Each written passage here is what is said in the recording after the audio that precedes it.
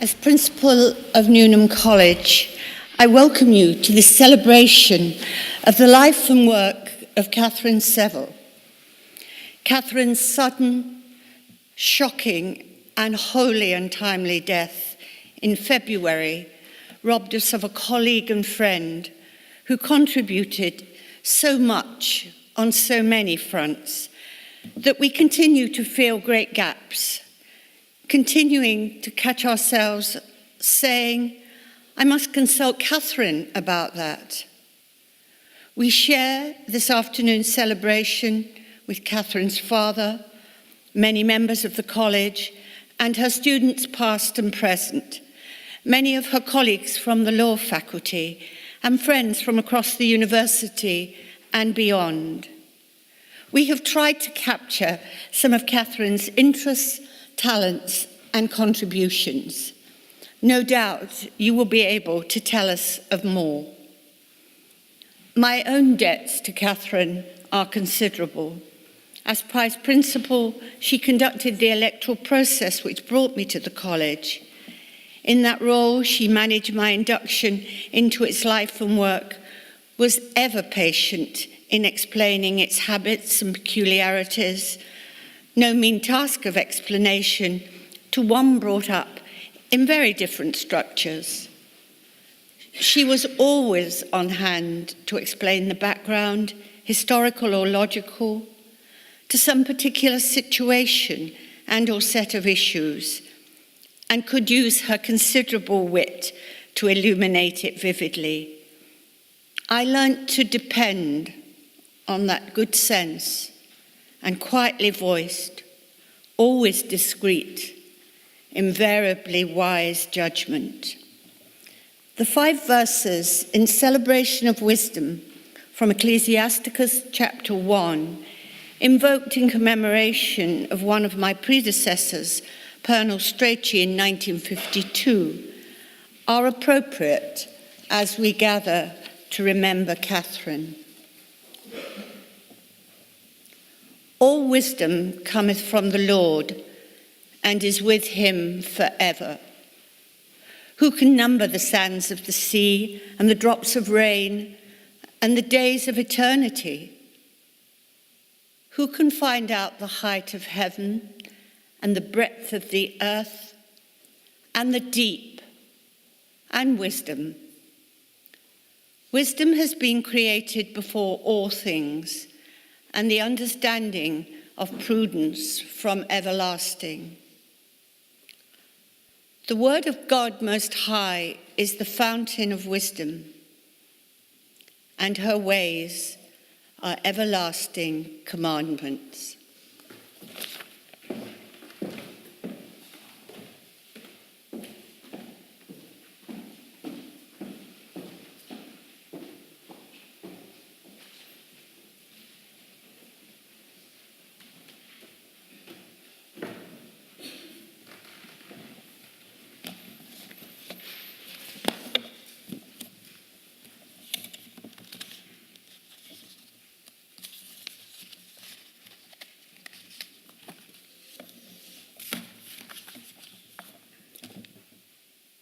A quarter century ago, I was appointed supervisor of Catherine Seville's doctoral thesis, which would investigate the evolution of the Copyright Act 1842 and become the subject of her first published book on legal history.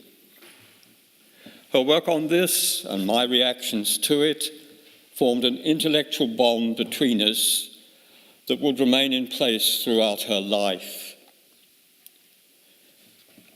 The passage I'm about to read arose from Henry James's friendship with the American literary scholar and essayist Grace Norton. In July 1883, she wrote to him revealing the depressive anguish aroused in her by the death of a close and much-loved relative. She asked for James's advice about how to cope with her sorrow.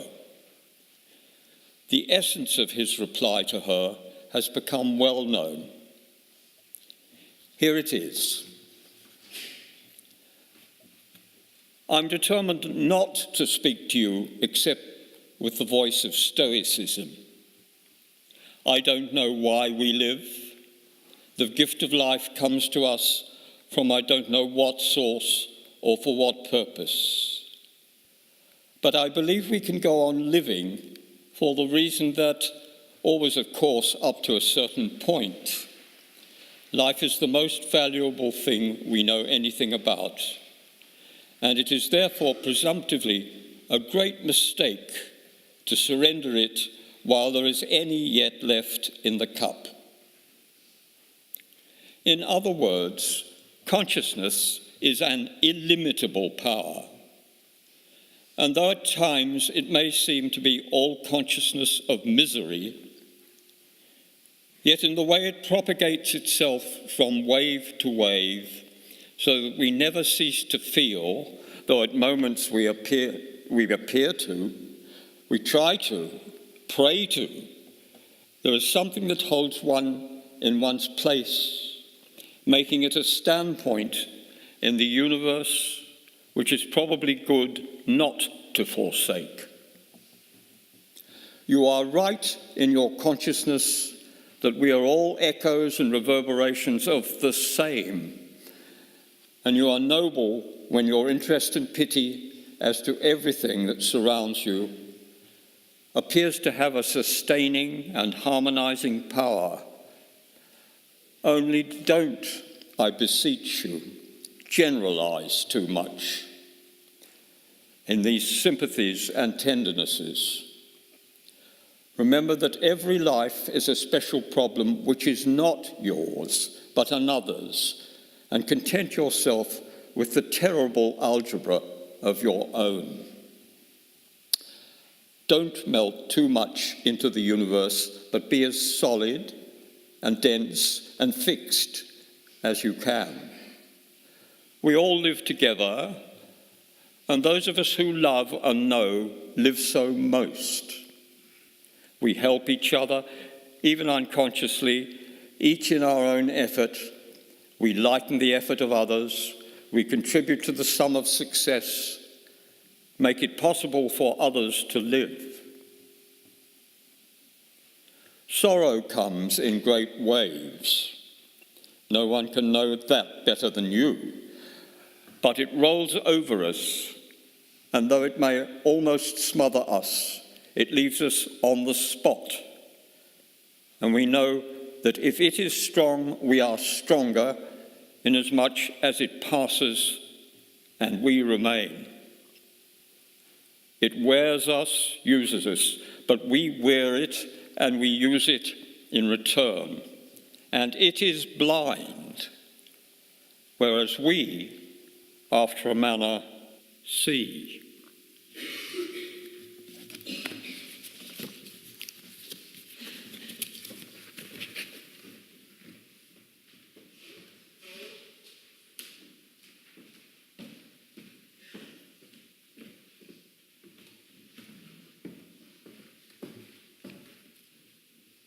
Catherine, as we all know, was a cat person. Here is a celebration of a very special cat, in which I hope she would have joined. For I will consider my cat Geoffrey, for he is the servant of the living God, duly and daily serving him. For at the first glance of the glory of God in the east, he worships in his way. For this is done by wreathing his body 7 times round with elegant quickness. For then he leaps up to catch the musk, which is the blessing of God upon his prayer. For he rolls upon prank to work it in. For having done duty and received blessing, he begins to consider himself. For this he performs in 10 degrees. For first, he looks upon his forepaws to see if they are clean. For secondly, he kicks up behind to clear away there. For thirdly, he works it upon stretch with the forepaws extended. For fourthly, he sharpens his paws by wood. For fifthly, he washes himself. For sixthly, he rolls upon wash. For seventhly, he flees himself, that he may not be interrupted on the beat. For eighthly, he rubs himself against a post. For ninthly, he looks up for his instructions. For tenthly, he goes in quest of food. For having considered God and himself, he will consider his neighbour. For if he meets another cat, he will kiss her in kindness. For when he takes his prey, he plays with it to give it a chance. For one mouse escapes in 7 by his dallying. For when his day's work is done, his business more properly begins. For he keeps the Lord's watch in the night against the adversary. For he counteracts the powers of darkness by his electrical skin and glaring eyes. For he counteracts the devil, who is death, by brisking about the life. For in his morning orisons he loves the sun, and the sun loves him. For he is of the tribe of Tiger.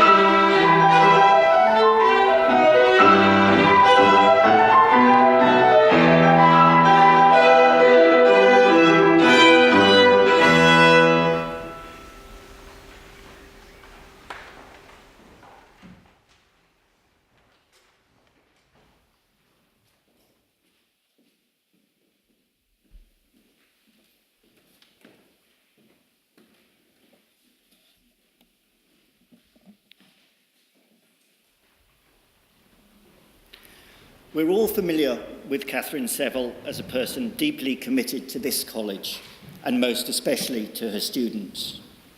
I want to talk a little about Catherine, the quietly brilliant scholar, because this probably was not so obvious to her Newnham colleagues, nor indeed those in the Faculty of Law. While Catherine managed numberless college meetings and looked after countless students, by some miracle, she also found time to research, and I mean research in the traditional sense of travelling far and wide to any and every archive that might hold some clue, and write at least 3 books and 16 substantial articles and book chapters. Catherine's chosen field was intellectual property law, and in particular, the law of copyright. This was perhaps inevitable, given her background. Before turning to law, she had already obtained degrees in music and English from London and Cambridge. It is a common feature of those whose first love is culture, but who make a career in law, that they are drawn to the field of copyright, the regime that purports to encourage and reward such creators. Often they end up disappointed to find that the laws rarely, in fact, offer creators quite what they seemed at first to promise. More often than not, the real beneficiaries turn out to be entrepreneurs, not creators. But many of us still find something especially engaging in researching and writing that involves creators, even if they are more often the likes of Adamant, Spandau Ballet, George Lucas or Jimmy Page, rather than William Wordsworth, Charles Dickens or Mark Twain. Catherine's preferred method was historical. Having doubtless confronted postmodern thinking in her earlier studies, she did not follow the lead of many contemporary scholars of copyright history, which had been to focus on the emergence of the concept of authorship, and particularly the romantic author. Instead, Catherine sought explanation of copyright's body of rules, practices, and institutions through close analysis of the interventions of those who were involved in their development. Her focus was typically on individuals, emphasizing the importance of their characters and behavior, as well as the quality of their arguments, rather than on deep reconfigurations of the economy or epistemic shifts. Her first steps into this field were undertaken under the supervision of Professor Cornish, from whom you've already heard. Catherine's initial focus was the 1842 Literary Copyright Act, which extended the term of copyright in books. From 1814, the duration of such protection had been 28 years, or if the author was alive at the end of that period, for their lifetime. The 1842 Act extended the term to life plus 7 years, or 42 years, whichever was the longer. Such an increase of, at most, 14 years may, to outsiders at least, seem a relatively unpromising topic for a doctoral thesis. However, the amendment of the law was a compromise that was achieved only after 5 years of intense debate, a debate which pitched those who saw copyright as the entitlement of authors and favoured a much lengthier period, such as 60 years from the death of the author, against those who tolerated copyright as a restriction on competition that was justified only insofar as absolutely necessary to induce potential authors to write and publish their works. On the side of the authors stood Thomas Talfourd, often referred to as Sergeant Talfourd, reflecting his special status as a barrister in the Court of Common Pleas. We will hear more of him later.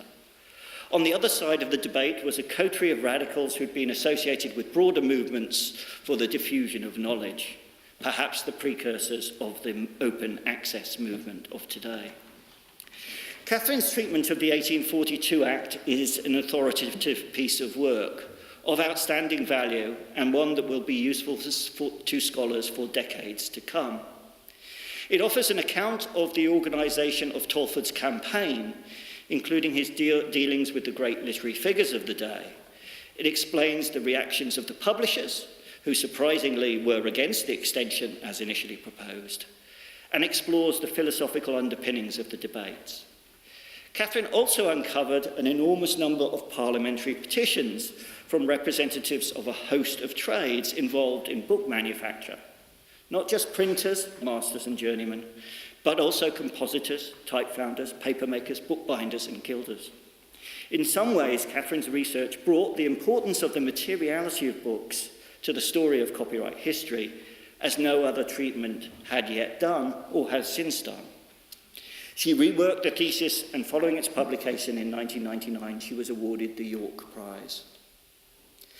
Catherine followed this with the magnificent The Internationalization of Copyright, Books, Buccaneers and the Black Flag, or Black Flag as she called it.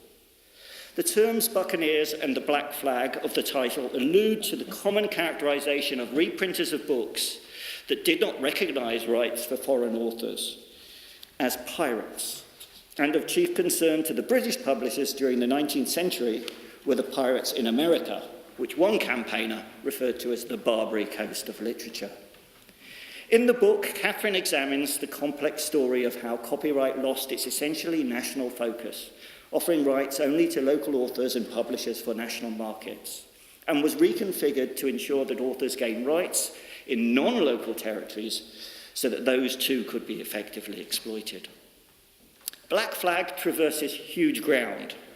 Drawing from publisher and author archives, it depicts the interests of British authors and publishers in controlling foreign markets, in Europe and most significantly North America, and their efforts in harnessing the energies of the British government in pursuit of those aims.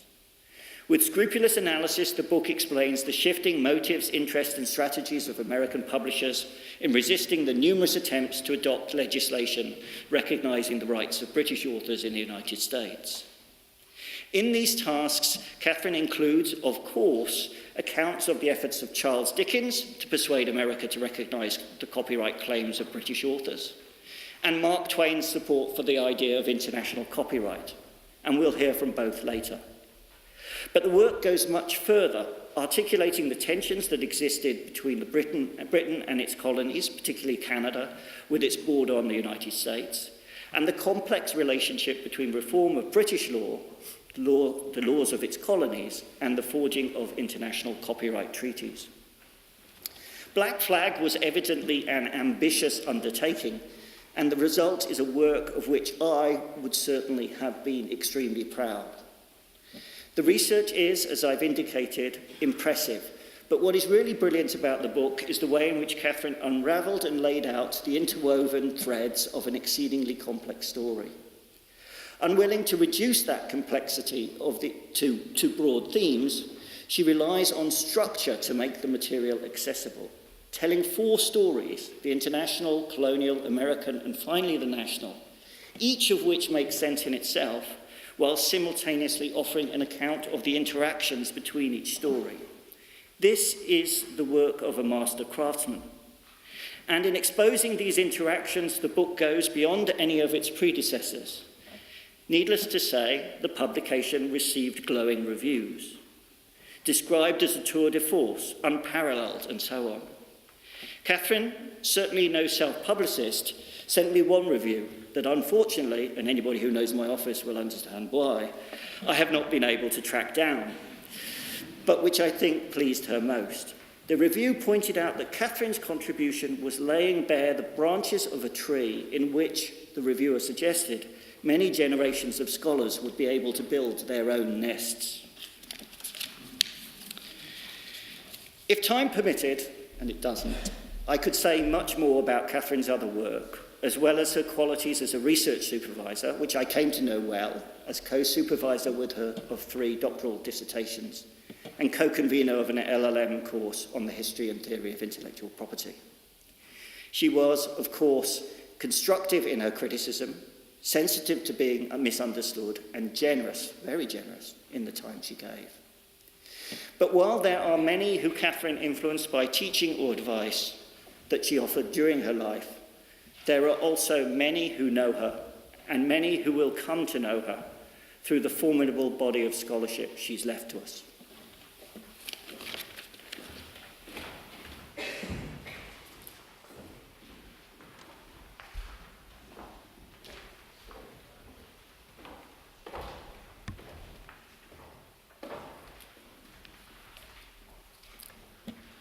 As we just heard, Catherine's most important work lay in the field of intellectual property. Her first book included an account of one of her personal heroes, Thomas Noon Tolford. Mr. Sergeant Tolford, lawyer, backbench MP, and writer. A contributor to several of the leading intellectual periodicals, he also wrote plays, one of which, Iron, was a smash hit at Covent Garden in the 1836 season, with William Macready in the title role. In 1837, Tolford began his campaign to reform the confused law of literary copyright in England, proposing that copyright should be secured, not only for an author's lifetime, but also for a period after death, the latter for the benefit of dependents. Here are 2 paragraphs from Tolford's speech, seeking leave to introduce his first bill in May 1837. Riches fineless are already ours. It is in truth the greatness of the blessings which the world inherits from genius that dazzles the mind on this question, and the habit of repaying its bounty by words that confuses us and indisposes us to justice. It is because the spoils of time are freely and irrevocably ours, because the forms of antique beauty wear for us the bloom of an imperishable youth, because the elder literature of our own country is a free mine of wealth to the bookseller and of delight to ourselves, that we are unable to understand the claim of our contemporaries to a beneficial interest in their works. Because genius of necessity communicates so much, we cannot conceive it as retaining anything for its possessor. There is a sense, indeed, in which the poets on earth have made us heirs of truth and pure delight in heavenly lays.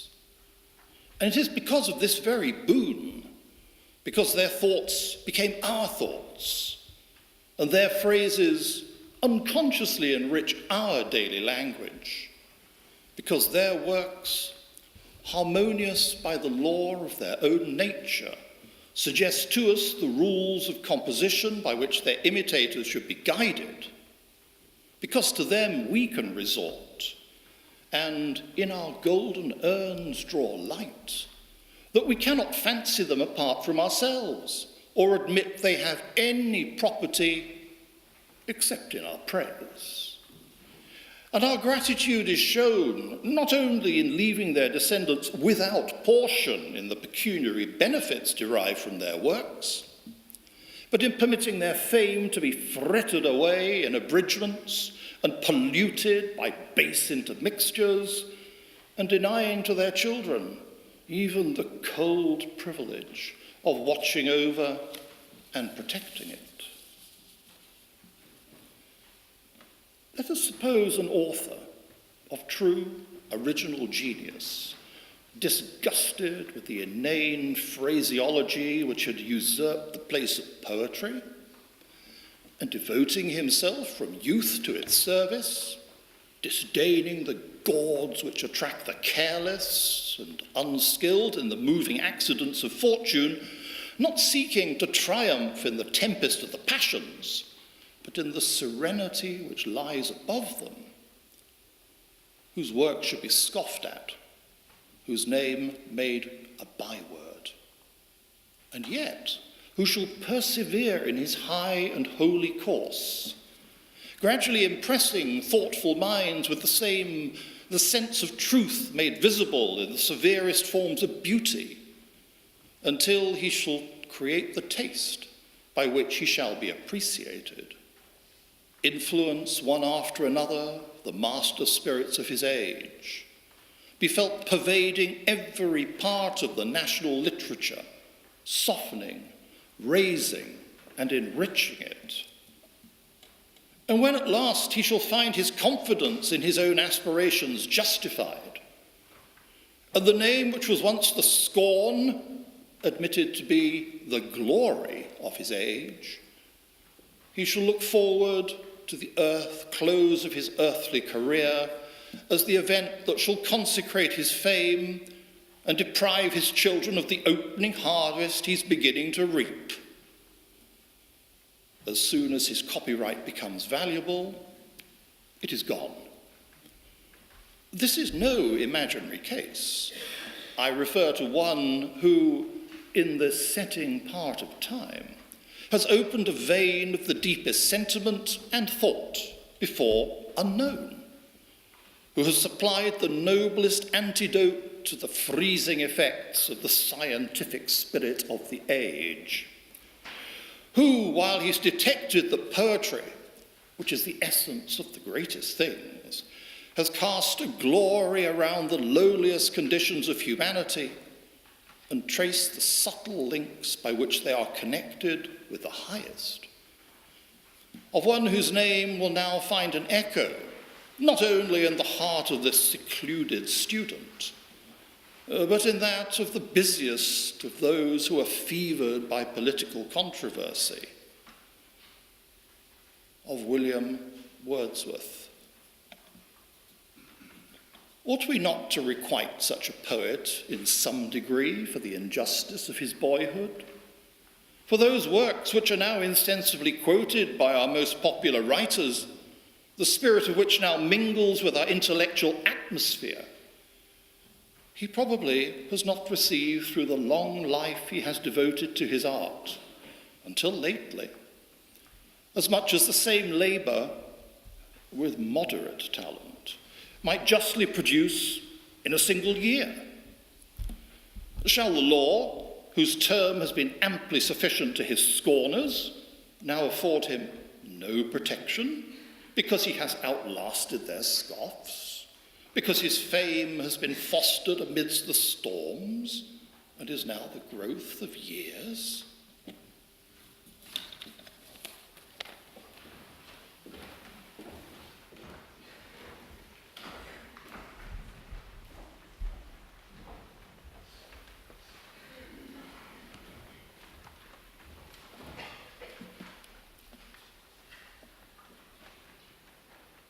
I have been given the privilege of speaking about Catherine on behalf of the roll. Some roll members, like me, were Catherine's fellow students. Many more of you were taught by her.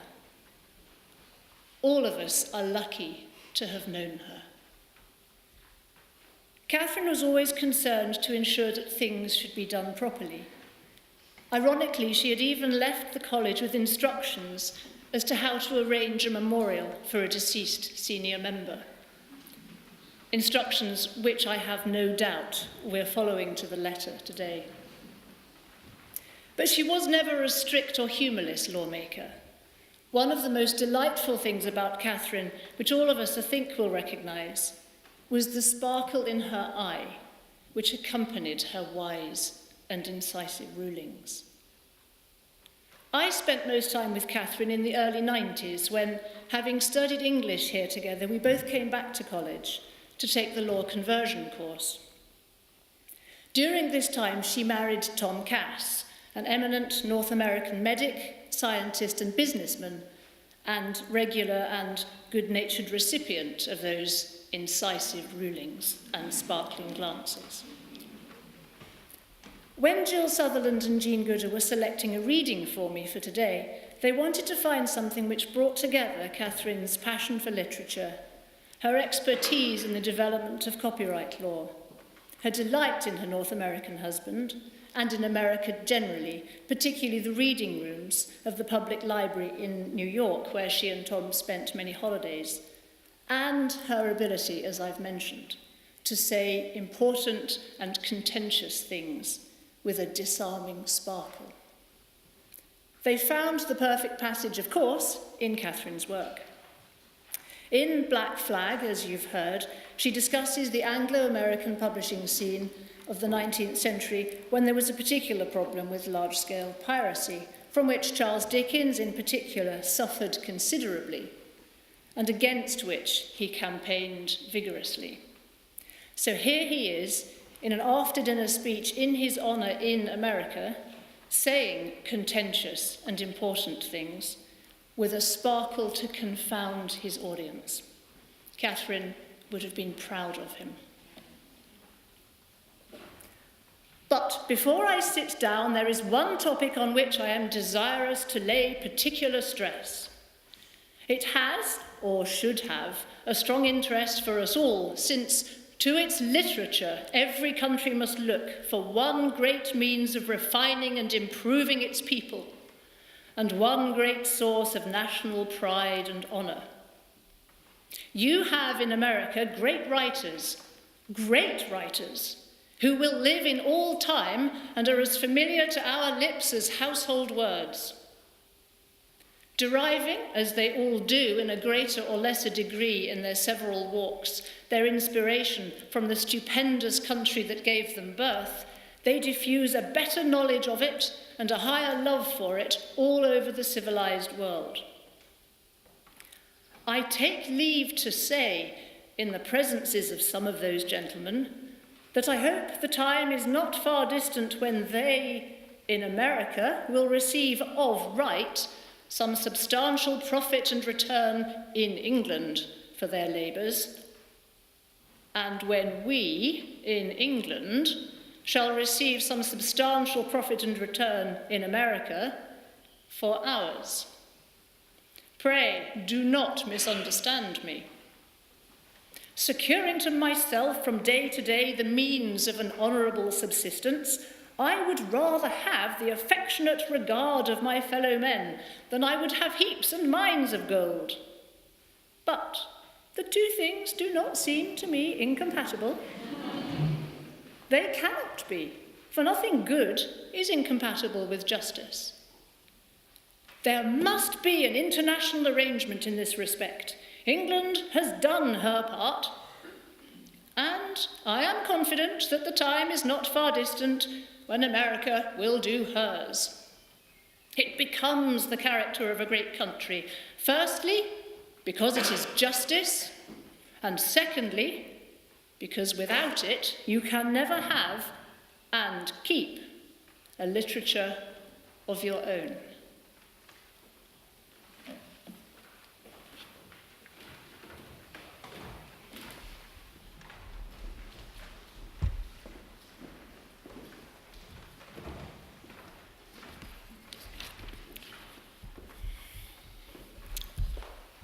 I came to Newnham from the world of the lands of mines of gold and piracy. So it's perhaps appropriate that I read from Mark Twain. As well as Black Flag, in 2008, Catherine published Authors as Copyright Campaigners, Mark Twain's Legacy, in the Journal of the Copyright Society of the United States of America. To many of us, particularly those of us from Missouri, Mark Twain means Tom Sawyer, Huck Finn, the struggle for civil rights, and for the women's rights to vote. He was also an eloquent campaigner for authors' rights. This reading comes from a petition to the U.S. Congress drafted by Mark Twain in 1875. Justice, plain and simple, is a thing which right-feeling men stand ready at all times to accord to brothers and strangers alike. All such men will concede that it is but plain, simple justice that American authors should be protected by copyright in Europe, also that European authors should be protected by copyright here. Both divisions of this proposition being true, it behooves our government to concern itself with that division of it which comes peculiarly within its province, viz. The latter moiety, and to grant to foreign authors, with all convenient dispatch, a full and effective copyright in America, without marring the grace of the act by stopping to inquire whether a similar justice will be done our own authors by foreign governments. If it were even known that those governments would not extend this justice to us, it would still not justify us in withholding this manifest right from their authors. If a thing is right, it ought to be done. The thing called expediency or policy has no concern with such a matter. And we desire to repeat, with all respect, that it is not a grace or a privilege we ask for our foreign brethren, but a right received from God and only denied them by man. We hold no ownership in these authors, and when we take their work from them, as at present, without their consent, it is robbery. The fact that the handiwork of our own authors is seized in the same way in foreign lands neither excuses nor mitigates our sin.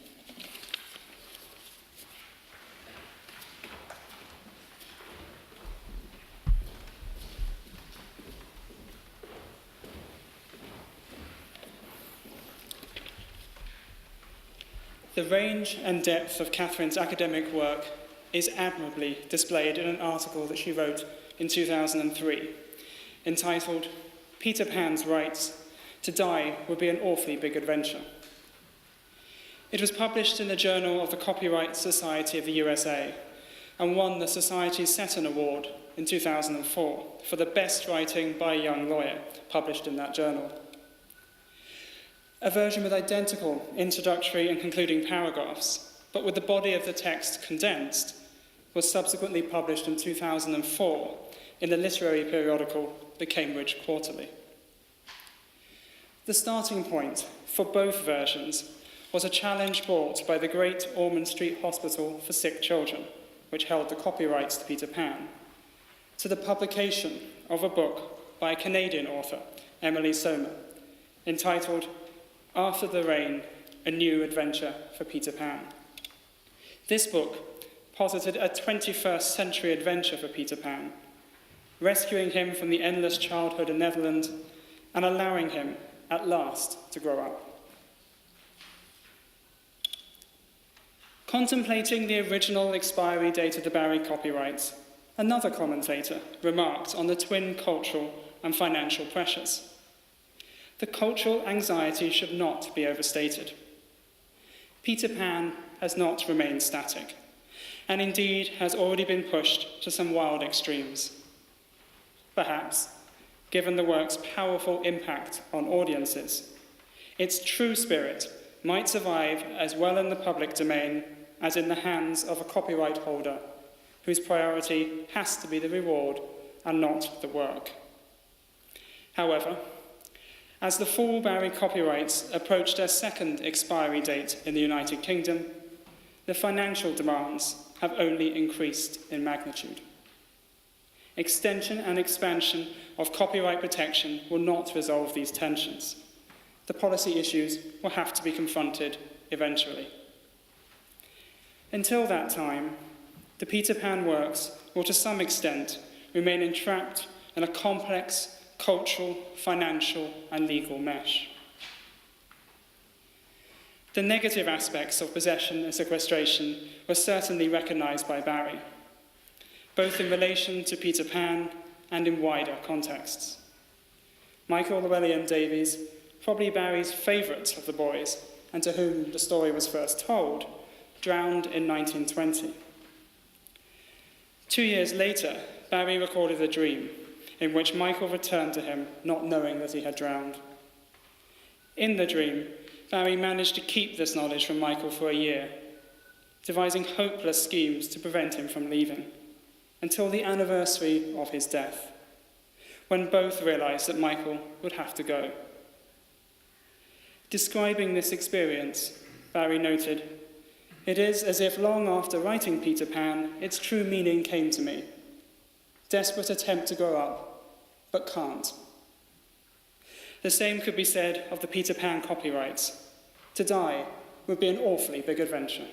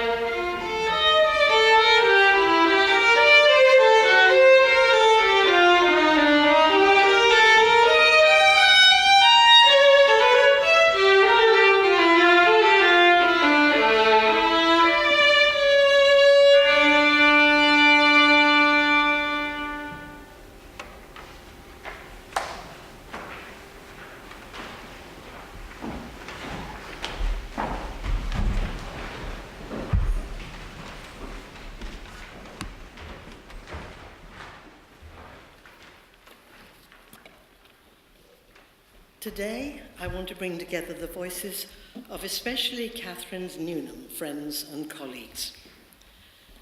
We've all known her wit, generosity, intellectual clarity, and tenacity. Paradoxically, these very qualities masked an intensely private person. Catherine's distinction as a lawyer is clear, yet her route to law was far from straightforward. I first met her as a sixth former at a college open day. She'd been sent by her headmistress for advice on whether to go to the Royal Academy of Music or to apply to Newnham to read English. Truculently, Catherine waited to be told what she didn't want to hear. When I pointed out that it wasn't a question of either or, that she would be free to take up her scholarship at the Royal Academy and then consider a degree in English, she visibly relaxed. That, of course, is exactly what happened. After a first degree in music, Catherine took a further degree in English as an affiliated student at Newnham. She developed unusual connections between literature and music with a striking dissertation on T.S. Eliot's 4 quartets. She also made lifelong friends. On graduating, she worked for the accounting firm Arthur Anderson, beginning the huge project of computerizing NHS records. Already partnership track, she'd met Tom Cass, her future husband. It was Tom who encouraged her to take a third degree, this time in law. It took some special pleading to persuade the college law lecturers to admit so irregular a candidate. But Tom was right. A PhD in 19th century copyright and intellectual law, property law, brought together Catherine's performative skills, her wide and deeply informed cultural interests, and a keen sense of the issues raised by creative work. She knew by then what she was doing and loved it. She was to stay in Cambridge as a member of the college without further interruption. Is it old-fashioned to claim Catherine as a true daughter of the house? Does the phrase mean anything anymore? She knew Newnham as an undergraduate and postgraduate. She was appointed a college lecturer well before the completion of her PhD. From 1996, she was Director of Studies in Law. Then, for 11 years, Vice Principal of the college. She served on an unbelievable 22 committees, let alone carrying a variety of other roles, without the slightest check to her academic career or wider professional commitments, without a ripple on the surface.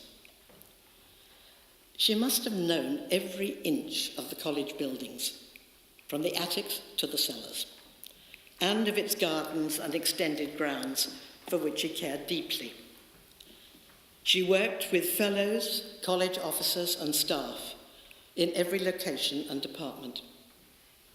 Everyone speaks of her cool common sense, of her unfailing support, of her precision in matters of planning and the conduct of business, of her keen awareness of the college's historical role in the university. We all turned to Catherine for what one fellow called reality checks, to be sure not only that our facts were right, but that we were interpreting them correctly. Catherine once complimented me on some earrings I was wearing. She found them beautifully understated. The phrase, of course, catches her style.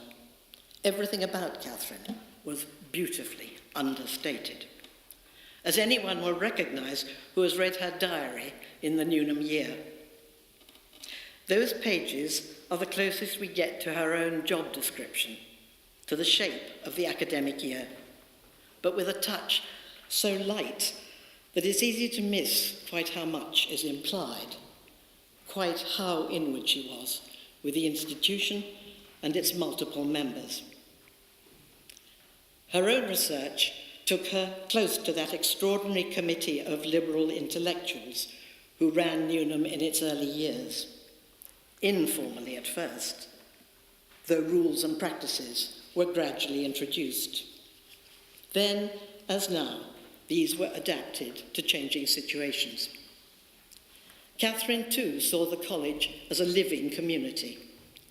She understood the complexities, let alone the daily minutiae, involved in running a democratic and self-governing institution. She had a talent for making the visions of others happen, for tackling practical problems, and negotiating with all interested parties within and beyond the college. If her manner was understated, her achievements were real.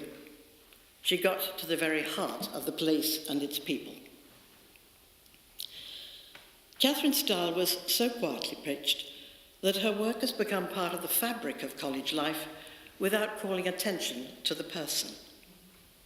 Yet, sure of her central values, Catherine enjoyed play quite as much as work. Indeed, she happily turned work into play. Famously, her idea of a holiday was 2 weeks in the New York Public Library. Doing anything with Catherine was fun.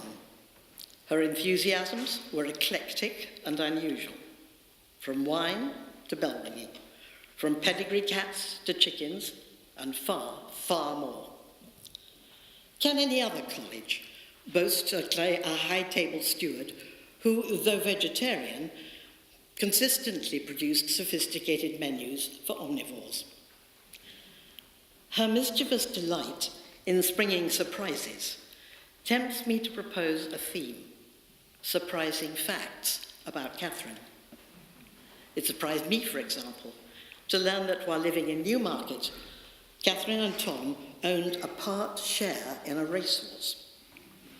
Who would guess that for many a January we sat up with them into the small hours to watch the Super Bowl? Or that Catherine was one of the mystery Newnham daggerettes. Once, challenged by a colleague, Catherine turned up to a council meeting on Comic Relief Day wearing a red nose. It was minuted. Her current second-year students tell a wonderful tale of their first formal hall in Newnham. Excitedly swishing their gowns about, feeling very Harry Potter dressed to the nines, they noticed that Catherine's gown was different. She, of course, was wearing an MA gown with the long sleeves shaped like pockets. What were the pockets for, they asked. Did she smuggle chocolates into dinner, or perhaps bottles of wine out? She looked at them with a quizzical smile, then, without a word, reached into both sleeves simultaneously and pulled out 2 loaded water pistols. The students were also amazed to discover that she was a great fan of roller coasters. They could only imagine her looping the loop and, at the end of the ride, patting her fringe back into place before elegantly stepping out of the cab. Catherine also knew pain. Her life had its moments of the terrible algebra that Henry James writes of. But she always believed in contributing to the sum of success, to making it possible for others to live. For me, 2 things stand out: an intelligence not only academic, but fundamentally humane, and a passion for knowledge that translated into truly creative teaching. She had the mind of a chess master, an abstract grasp of all the possible moves, and the intellectual courage to act on principle.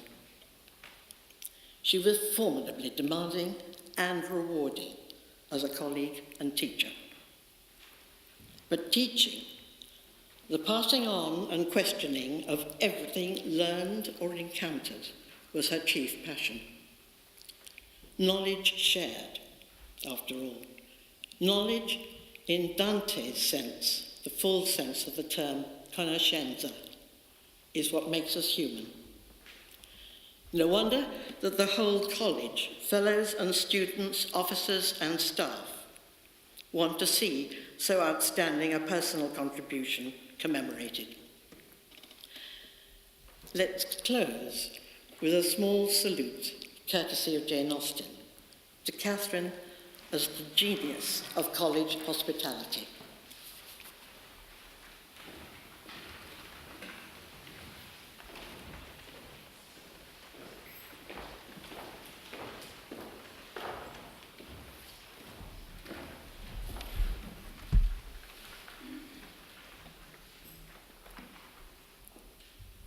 Among Catherine's favourite novels was Jane Austen's Emma. Here is a passage recounting the inception of the famous strawberry party, a passage with added poignancy given Catherine's role as high table steward in ensuring the smooth running of many a college occasion. What are we to do? The year will wear away at this rate and nothing done. Before this time last year, I assure you, we had a delightful exploring party from Maple Grove to King's Weston. You had better explore to Donwell, replied Mr. Knightley. That may be done without horses. Come and eat my strawberries. They are ripening fast. If Mr. Knightley did not begin seriously, he was obliged to proceed so, for his proposal was caught out with delight, and the "I should like it of all things" was not plainer in words than manner. Donwell was famous for its strawberry beds, which seemed a plea for the invitation, but no plea was necessary. Cabbage beds would have been enough to tempt the lady, who only wanted to be going somewhere. She promised him again and again to come, much oftener than he doubted, and was extremely gratified by such proof of intimacy, such a distinguishing compliment, as she chose to consider it. "You may depend upon me," said she. "I certainly will come. Name your day, and I will come. You will allow me to bring Jane Fairfax?"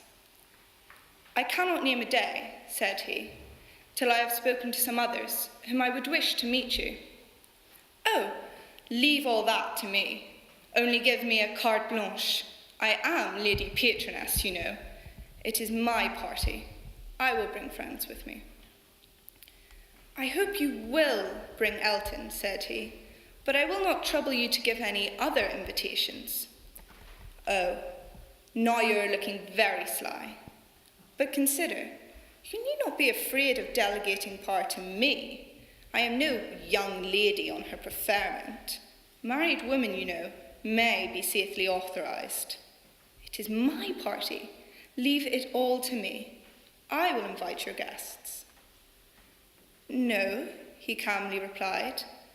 "There is but one married woman in the world whom I can ever allow to invite what guests she pleases to Donwell, and that one is Mrs. Weston, I suppose," interrupted Mrs. Elton, rather mortified. "No, Mrs. Knightley. Until she is in being, I will manage such matters myself." "Ah, you are an odd creature," she cried, satisfied to have no one preferred to herself. "You are a humorist and may say what you like. Quite a humorist. Well, I shall bring Jane with me. Jane and her aunt. The rest I leave to you. I have no objections at all to meeting the Hartfield family. Don't scruple. I know you're attached to them." "You certainly will meet them, if I can prevail, and I shall call on Miss Bates in my way home." "That's quite unnecessary. I see Jane every day. But as you like. It is to be a morning scheme, you know, Knightley. Quite a simple thing. I shall wear a large bonnet and bring one of my little baskets hanging on my arm. Here, probably this basket with pink ribbon. Nothing can be more simple, you see. And Jane will have such another. There is to be no form or parade, a sort of gypsy party. We are to walk about your gardens and gather the strawberries ourselves and sit under trees, and whatever else you may like to provide. It is to be all out of doors, a table spread in the shade, you know, everything as natural and simple as possible. Is not that your idea? Not quite. My idea of the simple and the natural will be have the table spread in the dining room. The nature and simplicities of gentlemen and ladies, their servants and furniture, I think, is best observed by meals within doors. When you are tired of eating strawberries in the garden, there shall be cold meat in the house. Well, as you please, only don't have a great set out. And by the by, can I or my housekeeper be of any use to you with our opinion? Pray be sincere, Knightley. If you wish me to talk to Mrs. Hodges or to inspect anything, I have not the least wish for it. I thank you. Well, but if any difficulties should arise, my housekeeper is extremely clever. I will answer for it that mine thinks herself full as clever and would spurn anybody's assistance. I wish we had a donkey. The thing would be for us all to come on donkeys.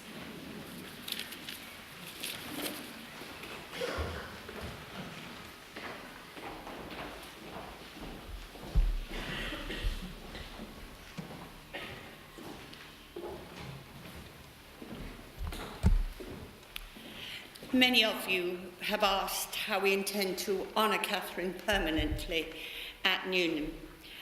As Jean has so eloquently described, Catherine was passionate about teaching and about her students. Following close consultation, which included Catherine's father, friends, and members of the law faculty, we have decided to ensure a living legacy to Catherine's commitment to her teaching by establishing an endowed teaching fund for law in her name. We believe she would have been thrilled by this. Just as we know she was proud and delighted that just before she died, we had reached the 300,000 target for the law fund, which she launched 2 years ago to provide funds for additional teaching support for 10 years. This sum will now be placed in the Endowed Teaching Fund, and Catherine's father, Dr Catherine Seville, has asked us to announce that he has pledged a further substantial sum towards the fund. We are very grateful indeed for his generous assistance in helping us on our way in our mission to honour this exceptional teacher. And now, mindful of the last reading, let us enjoy the strawberries and refreshments in Newnham's lovely garden, which Catherine so enjoyed. Thank you.